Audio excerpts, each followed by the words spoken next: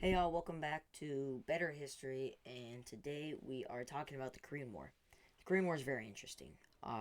It is long, so we're splitting this into two episodes. Part one will be just the backstory, and part two will be the actual war itself. So if you want to just focus on the war, part two will be posted on Wednesday at 7 a.m. Set your alarm for that. But for now, all we have is backstory. This was written by Bruce Cummings. The Wow, I really messed it up, didn't I? The book that I got most of this information it was written by Bruce Cummings. It's called The Korean War, and it is an amazing book, once again, written by Bruce Cummings called The Korean War. I would recommend reading it if you're interested in this. This is a bit longer, around 25-ish minutes, so sit back, enjoy your coffee, and hopefully you enjoy this episode. Alright, so we're going to start in 1853. Now, a lot of people think that the Korean War started in 1950 when North Korea invaded the South, but that's actually wrong. It does start in 1853 when Commodore Matthew Perry led a U.S. Navy squadron on what was known as the Perry Expedition. The Perry Expedition was meant to go to Tokyo and basically force Japan to trade with us, open their Tokyo ports to trade. This did happen, and we threatened them with force just in case they declined. This ended up becoming known as the Treaty of Kanagawa. Now, Perry, he was a pretty normal dude. He served 49 of his, I think it was 68 years of his life in the Navy, and he had 4 children. Anyway, after we forced Japan to open their ports to trade, they did some weird things. They made their military very strong. They started a war with Russia in 1904, and they beat Russia. Then, in 1937, they invaded China and defeated China as well. They started increasing Korea's opinions of them after they unleashed a crap ton of unfair treaties towards them. In 1910, they annexed Korea. I mean, they took over Korea. That's basically what annex means.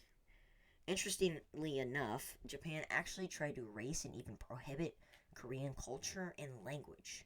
So that means if, say, you're a Korean in 1910s and you wanted to speak Korean or you wanted to celebrate your culture, you had to change your identity and go into hiding just to do so. Koreans started resisting through guerrilla warfare.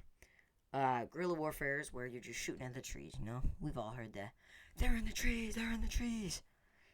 I made that same joke last episode. I don't know if it worked, but do it again. But some Koreans tried to be a bit nicer and tried to. Ooh, sorry, there's something going on. I don't know if you heard that. Anyway, they tried to resist through peaceful protests, but they got brutally suppressed. Now, one not so good thing about the Japanese, other than literally everything about them, they kind of resembled the Nazis' control over France during World War II due to the brutality and the long-lasting effect it had on the Koreans. That's never good getting compared to the Nazis. But this was before the Nazis, so Hitler had somebody to look up to. Damn, that was a bad joke. Now, moving forward, in 1931, Japan took it a step further and invaded Manchuria, which is an area of China. Now, Manchuria had a lot of ethnic Koreans escaping from Korea, so it made the guerrilla warfare intensify even more and actually go towards Korea's side. They formed more decentralized guerrilla units and secret societies.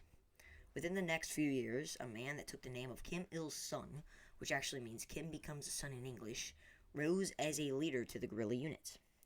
This guy, he witnessed many failed attempts of peaceful protest and the unrelenting brutality of the Japanese, and this convinced him that the only way that Korea could fight back is if they had a strong enough military, and at the time, they did not,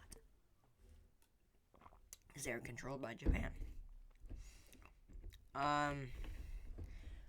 Kim Il-sung was a very vital part to Korean liberation, but his figure was sadly trashed due to misinformation.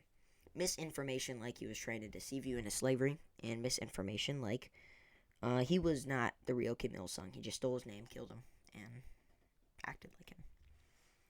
That was misinformation. Moving on, to solidify their occupation of the Koreans, the Japanese they implemented a system. Now, this system has a pretty cool name, in my opinion. It's called the carrot and stick system. Let me turn my mic down here. It's called the carrot and stick system. It's basically so the let's start at the carrot. The carrot is for the people who support the Japanese or Japanese collaborators. The carrot is they would give it to them.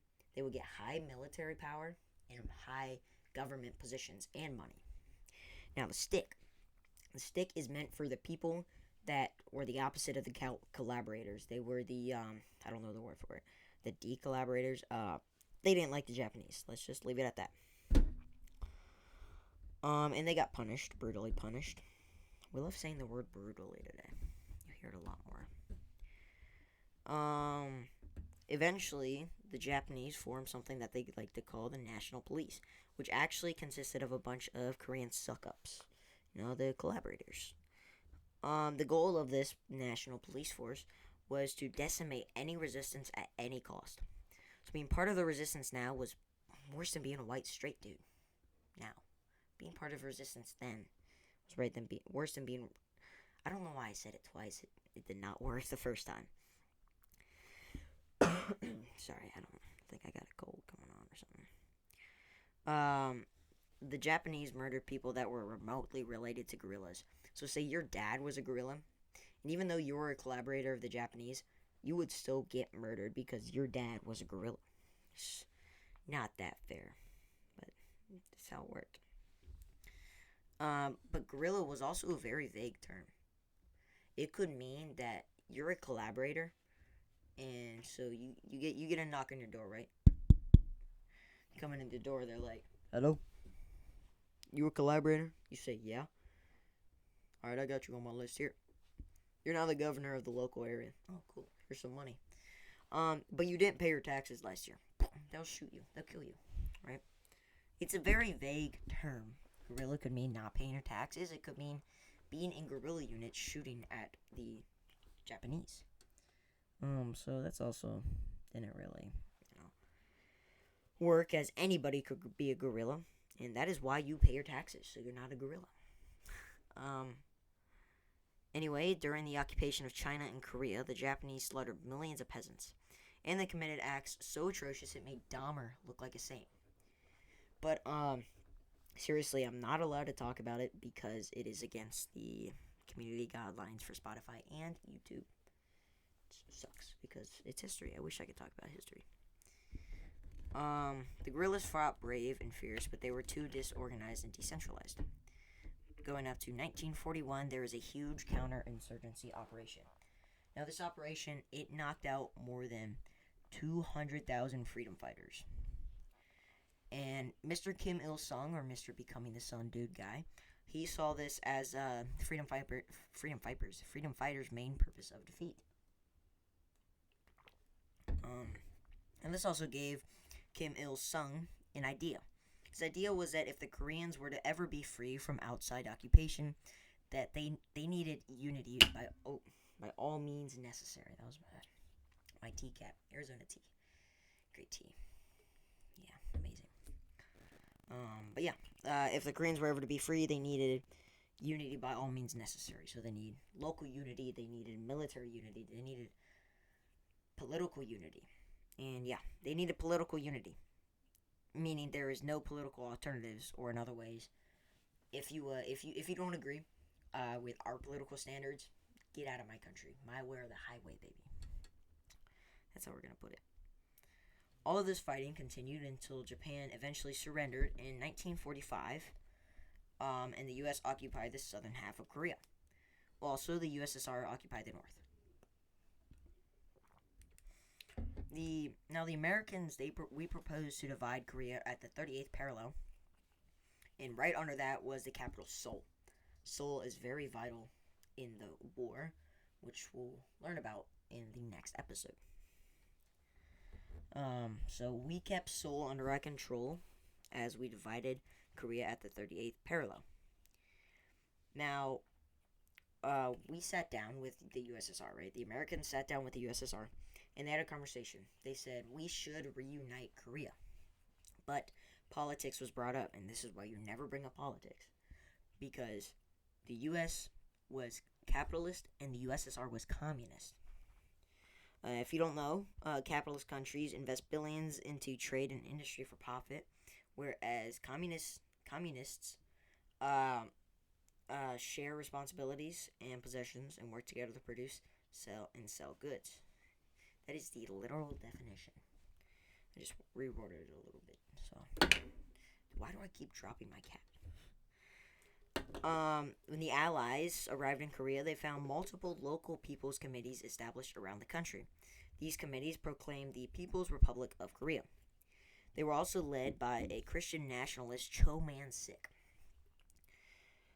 Now up in the north, the Soviets ensured that the communists made their way to power. Mr. Sun Dude, Kim Il-sung, soon became the new leader for the new republic. It's Star Wars. But down in the US of A, or South Korea, I don't know why I just called it the US of A. I'm in the US of A. America. We refused to recognize the People's Republic of Korea, and we even outlawed some of the committees. Instead of the PRK, America formed one of the longest abbreviations yet that I've ever seen, USAMGIK, or in other words, the United States Army Military Government in Korea. That's a super long name, but a man with the name Douglas MacArthur was the supreme commander of this USAMGIK. MacArthur was born in 1890 and died in 1964. I got those mixed up. He lived to the ripe old age of 84, one of the oldest guys we've looked at so far. He also had a son. His name was Arthur MacArthur IV. I would love to have a name that started and ended with the same name, Arthur MacArthur. It would be amazing. Anyway, moving on. Interestingly enough, the U.S. occupation of Korea was chaotic due to the fact that basically next to no Americans that were in Korea at the time spoke Korean. Almost like no man can speak the language of a woman. It's very, very difficult. I don't know why I said that. The locals had a running joke that the translators were actually running the country. For around 1,000 years, Korea had been one nation. Once we divided that into two with the Soviets, all the Koreans wanted was to be reunited as one again. But they had to resolve another thing first. They had no idea what to do with the war criminals. Specifically from World War II, specifically the Nazis. The Nazis did terrible things. They killed 6 million innocent Jewish people and 5 million other non-Jewish people during the Holocaust. The Nazis also did other things that included terrible live experiments, sentencing millions into forced labor, and they were basically the reason for the start of World War II. Now think about it this way. We killed almost all of those Nazis, and now the rest were put in the jail. But Japan did the same exact stuff, but they also put 200 to 400,000 women into sexual slavery. But instead, we just asked them not to do it again. We made them pinky promise not to do it again. Now, as bad as North Korea may seem, they actually did some good things. First off, they redistributed land to the poor, and second off, they naturalized key industries. They also passed some sexual equality laws, which were very nice. They also, I forgot about this, they established a national healthcare program, which made healthcare free for the North Koreans. Now us, the good guys, America, not so good guys, we allowed Japanese collaborators to stay in positions of power to the point that their bureaucracy was almost the same one that the Japanese had during their occupation of Korea. Even the national police set up by the Japanese stayed working, and get this, the national police and the U.S. government actually worked together to kill off the rest of the guerrillas that were formed during the Japanese rule. Eventually, us and the USSR decided to hold separate elections, one in the north and one in the south. Now, this was our idea, the U.S., and we thought it was a great idea. We're bloating to the country, to the world, sorry. Like, yeah, America, we have good ideas. No, it was a terrible idea. We brought over a man by the name of Syngman Rhee to Korea to become president. Many Koreans saw these elections as the beginning of a permanent division of their country. And how would you feel, right? You're sitting there, and you're reading the Korean newspaper, which is a bunch of squares and lines and stuff, and it says that we're gonna hold an election soon, and the North is holding their own election. I mean, that is basically telling you may never be able to see your friend on the other side of the border again. That would suck. I would not want that to happen. So yeah, many Koreans saw this as a permanent division of their country. The locals started to demonstrate against the election due to the fact that they saw it as a division. There was an island named Jeju, which was very active in their protests against the election. It was also a very left country. Left meaning Democratic, right meaning Republican. If you do not know that, now you do. Learning things with Logan. So fun. But right, I can never do this right. Here we go. Right-wing youth organizations started to terrorize the island. There we go, I messed up. Surprisingly enough, most of the right-wing protesters actually worked under the Japanese occupation. Once again, they exerted violence on the local population. In a place called Haigu Village, these terrorists captured a pregnant woman by the name of Moon. She was only 21 years old. I'm going to give you a warning right now.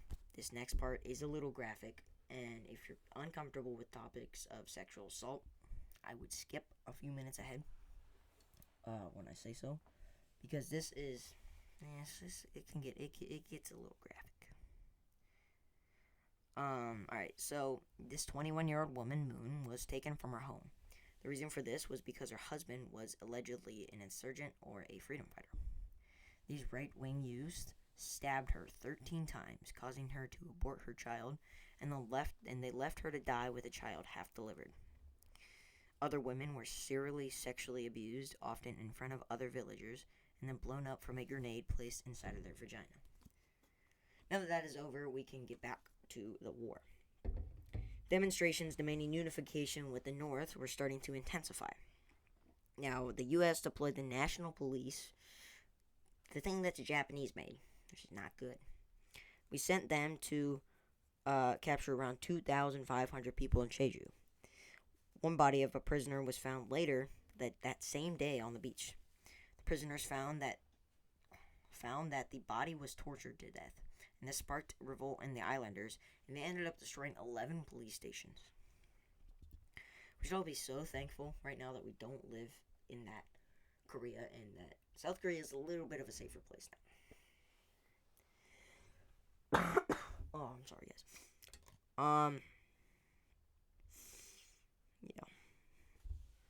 After Syngman Rhee won the presidential vote by an outstanding 92.3%, people got even more upset. This led to the death of 35 more policemen and right-winged youths. Yeah, I did that.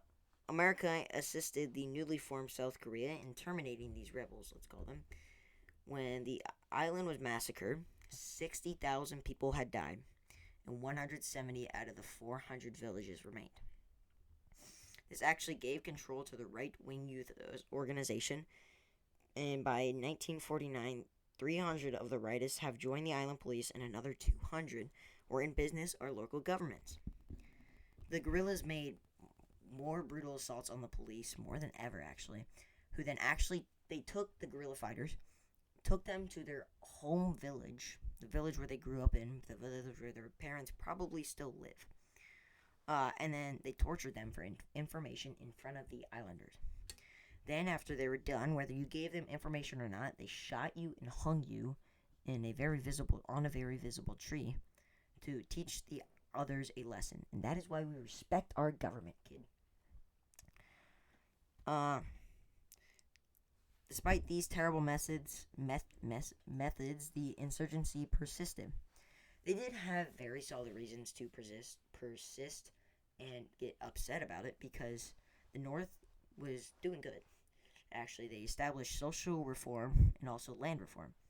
They also took some steps toward gender equality, and the South's structure remained basically the same. Unfair and brutal. Also, the new administration protected and even elevated some Japanese collaborators. Before 1950, the start of the Korean War, 100,000 more were killed in the South from political violence. And President Rhee forcefully enrolled about 300,000 people into the Bodo League. Now, the Bodo League was a national re-education program for suspected communists. This all happened before 1950, before the war even started. Now you may be wondering about the communists. How were they so good back then, but they're so terrible now? They weren't good, but they were better than what we were. They were all right. As we all know, North Korea has been under a not so good dictatorship. Amnesty International has documented forced labor camps that are holding around either 100,000 or 200,000 people. Adding on to that, around 600,000 Koreans died in a Great Famine in the 1990s. Well, North Korea's origins were vastly different, and we don't have evidence of North Koreans killing their enemies in large numbers that we saw with the U.S. Now, with help from the U.S. and the Soviets, both Korea's military started to militarize. The North sent hundreds and thousands of soldiers to help the Chinese commies in their own civil war. Now, people started migrating. Ow, that hurt. People started migrating across the border to live in a country with their preferred ideology. If you do not know what an ideology is, it is basically, say for example, I like capitalists, so I want to move to the South because their ideology is capitalist. And my friend likes communists, so he's going to move to the North because their ideology is communist. This made the countries even more divided than before. The North started to view the South as a puppet of foreign power, not much different from what it was under the Japanese rule. The South thought the opposite. They thought the North was actually a threat to the South's democratic way of life and the future of a unified Korea. Skirmishes, which is like mini fights, they started exploding on the 38th parallel, which was the border. Now, both the superpowers were starting to deter their own civil wars in their countries. The South was having the hardest problem as they tried to stop hot-headed Southern commanders from going crazy, but the commanders went crazy. Most internal accounts stated that the fights along the parallel was started by the South, but the North was more than happy to fight back. On May 4th, 1949, the Southern armies attacked the North's position at Kaesong, and in early August, the North attacked Southern units occupying a small mountain north of the 38th parallel, killing hundreds of Southern soldiers. Now the question was, which Korea would get impatient and strike first? Now, the U.S. version was that Kim Il-sung thought he could swiftly invade and conquer South Korea, so he launched his invasion, which if he was still alive today would claim it was a righteous response to a surprise attack from the South, which was somehow defeated so quickly that nobody knew about it. Now this is very suspicious, but there is indeed evidence, as in the London Daily Herald on June 26th, this was written.